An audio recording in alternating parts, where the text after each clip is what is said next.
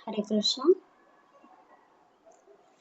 आज हम लोग श्री जगन्नाथ जी के प्राकट्य की अद्भुत लीलाएं सुनेंगे कि श्री जगन्नाथ जी का जो विग्रह है वो इतना अलग क्यों है। भगवान के सभी बाकी सभी जो विग्रह हैं उनसे इतना डिफरेंट क्यों है और श्री जगन्नाथ जी का प्रादुर्भाव किस भाव से हुआ। ठीक है, तो हम राधा रमन जी को देखते हैं, श्री राधा गोपीनाथ जी को देखते हैं, श्री राधा वल्लभ जी को देखते हैं, श्री बांके बिहारी जी को देखते हैं। तो सबके हस्त कमल हैं, सबके चरणारविंद हैं, सबके नेत्र हैं, वो भी कमल के स्वरूप के। तो भगवान के सौंदर्य का भाव का कोई भी श्लोक देखते हैं तो भगवान कितने सुंदर नजर आते हैं, कितने प्यारे हैं उनके केश। पर श्री जगन्नाथ जी के बारे में सुनते हैं या देखते हैं तो वो तो बिल्कुल अलग है। उनके तो हस्तकमल बिल्कुल अलग हैं, उनके चरणारविंद तो है ही नहीं, उनके नेत्र तो कमल के समान नहीं है बल्कि सूर्य के समान है, गोल गोल। ये देख के आश्चर्य होता है कि भगवान ने इतना विलक्षण स्वरूप धारण किया तो क्यों किया। इसके पीछे दो कहानियां हैं जो इंटर रिलेटेड हैं। एक बार क्या हुआ कि जब भगवान द्वारका में थे विराजमान तो बलराम जी भी संग थे, सुभद्रा जी भी संग थी। तो उन सब से देवकी जी से मिलने यशोदा माता आई। तो यशोदा माता आई तो वहां सभी रानियां भी आईं, उनसे निवेदन करने लगी कि आपने तो कृष्ण को बचपन से जानती हैं, तो आप हमको उनकी बाल लीलाओं का श्रवण कराइए। वे बचपन में कैसे थे, क्या करते थे, उनके कैसे भाव थे।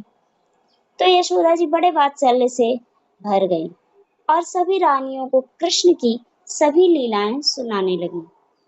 ऐसे में यशोदा जी ने कहा कि कृष्णा अब वृंदावन से बाहर आ गए हैं। इस समय वृंदावन के बारे में कुछ जानकर या पहले की लीला सुनकर उनका हृदय बड़ा पीड़ा हो जाएगा।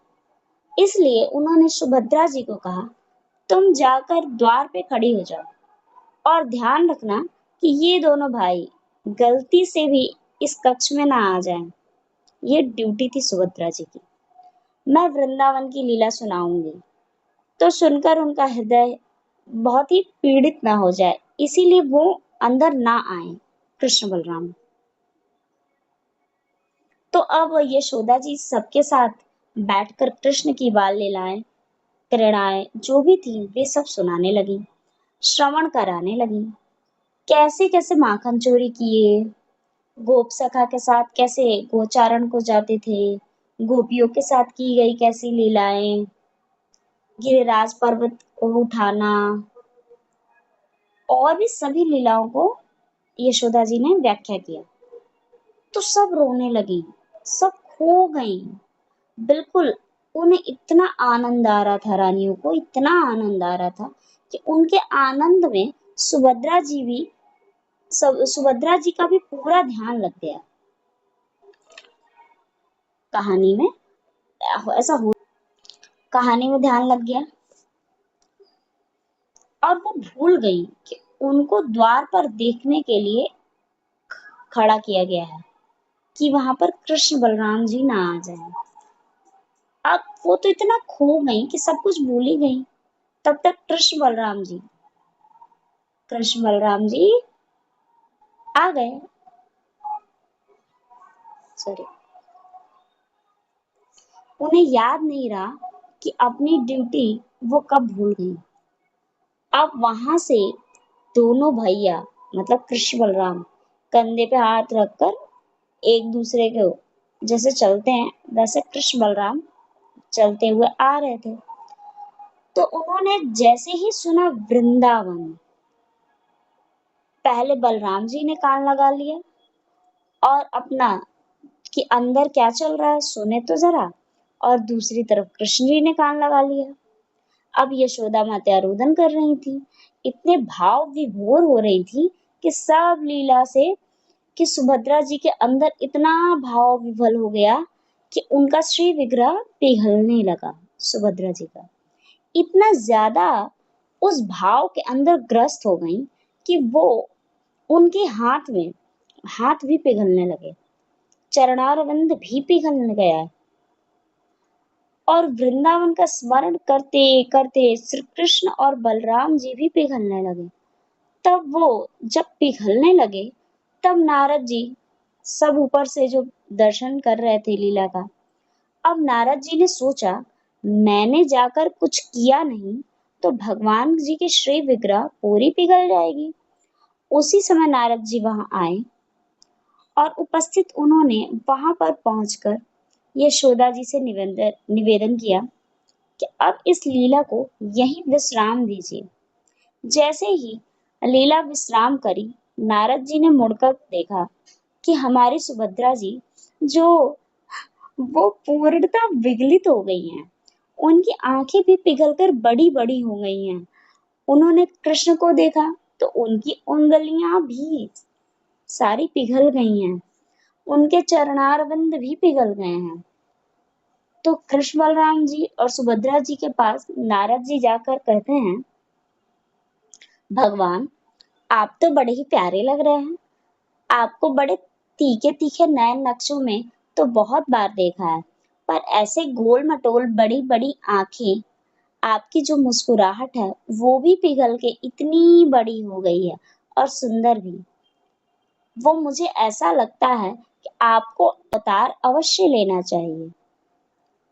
तो भगवान ने कहा, ये तो मेरा अति करुणामयी जो स्वरूप है मेरा वो होने वाला है, क्योंकि स्वरूप बनने की भूमिका में वृंदावन का विरह है। भगवान ने कहा, मैं जाऊंगा, मैं ऐसे ही जाऊंगा, श्री विग्रह लूंगा, मतलब मैं ऐसे ही श्री विग्रह स्वीकार करूंगा।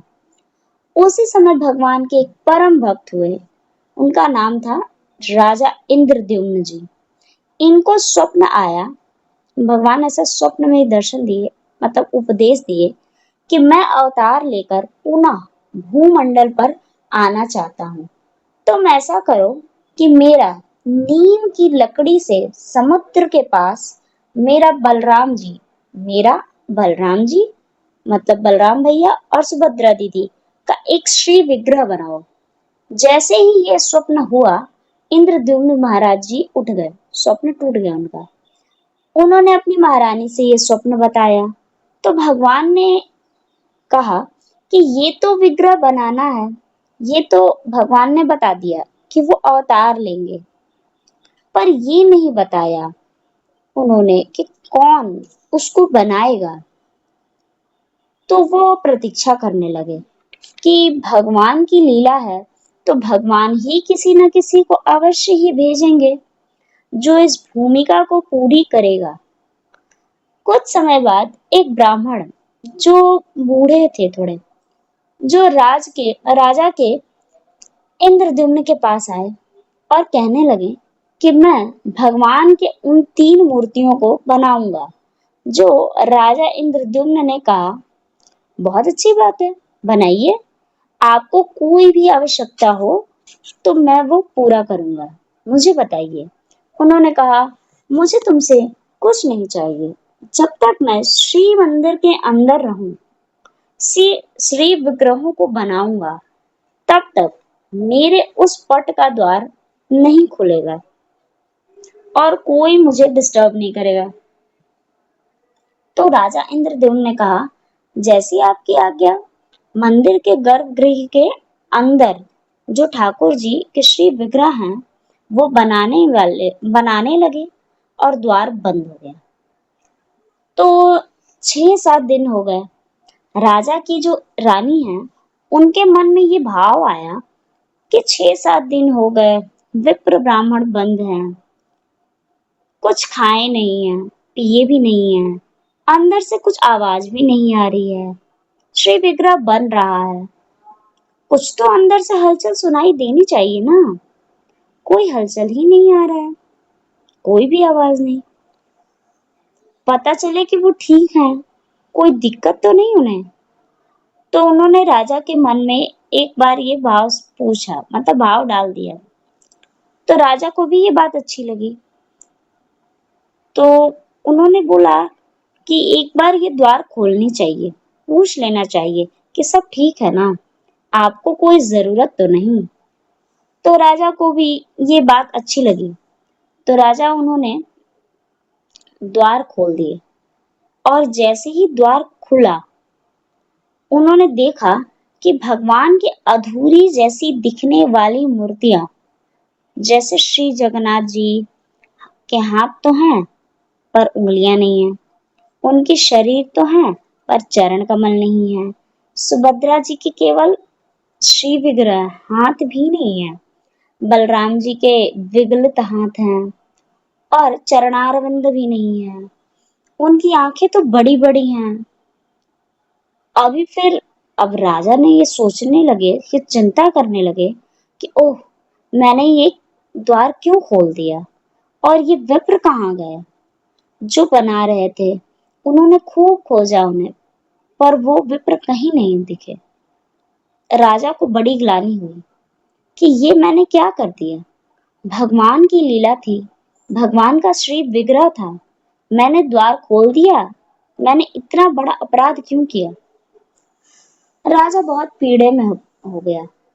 तो भगवान ने देखा कि मेरा भक्त परेशान है, तो भगवान पुनः स्वप्न में दर्शन दिए और कहा कि अरे इंद्रद्युम्न, तुम क्यों चिंता कर रहे हो। मेरा कलयुग में यही सबसे करुणात्मक स्वरूप होने वाला है। ये अधूरा नहीं है, और वो कोई सामान्य ब्राह्मण भी नहीं था। वो मेरा ही निजी भक्त, अपना प्रिय, जो संपूर्ण सृष्टि में बनाने वाले कार्यों को संपन्न कराता है, वो विश्वकर्मा देव है। देखिए, विश्वकर्मा देव जो बड़ी बड़ी बिल्डिंग या कुछ भी चीजें इस जगत में बनती है ना, वो सब विश्वकर्मा जी की जो रचित चीजें हैं ना, उससे निम्न ही है। इसीलिए भगवान कह रहा है। वैसे विश्वकर्मा जी की पूजा होती है सितंबर में, डेट नहीं याद मुझे। और उस दिन आप लोगों ने देखा होगा कि रेलवे में भी बहुत बड़ा आयोजन होता है, उस पे बहुत पूजा होती है, बहुत मूर्ति रखी जाती हैं। तो वही बता रहे हैं भगवान कि वो मेरा भक्त विश्वकर्मा देव है। ये भगवान ने इंद्रद्युम्न महाराज जी को नारद जी के द्वारा बताया स्वप्न में ही। तब से श्री जगन्नाथ जी की और बलराम जी की और सुभद्रा जी की श्री विग्रह बड़े आनंद से और उत्सव के साथ राजा इंद्रद्युम्न ने स्थापित किया, प्रतिष्ठित किया।